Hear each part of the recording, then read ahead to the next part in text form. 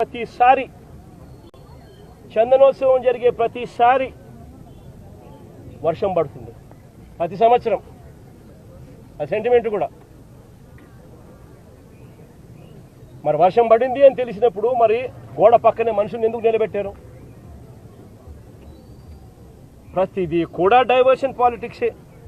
ఎక్కడా కూడా తప్పు చేసినాము అని పశ్చాత్తాపం లేదు. ఇప్పుడు ఈ కుటుంబంలో 4 చనిపోయినారు. చనిపోయి ఏదో ముఖస్థుతి కోసం అది జగన్ వస్తున్నాడు అని చెప్పి తెలిసి 25 లక్షల రూపాయలు 25 లక్షల రూపాయలు ఇచ్చే కార్యక్రమం, ఒక ఉద్యోగం ఇచ్చే కార్యక్రమం చెప్తా ఉన్నారు. నేను అడుగుతా ఉన్నా, ఇదే కుటుంబానికి నేను భరోసా ఇచ్చి చెప్తా ఉన్నా, ఇంతకు ముందు ఏదైనా కూడా ప్రభుత్వం అన్నది ప్రజలకు తోడుగా ఉండాలి, ప్రభుత్వం అన్నది ప్రజలకు భరోసా ఇచ్చే విధంగా ఉండాలి. ప్రభుత్వం తప్పిదం వల్ల ఎక్కడైనా కానీ ఎక్కడైనా మనుషులు చనిపోయిన ఘటన ఎక్కడైనా జరిగితే అది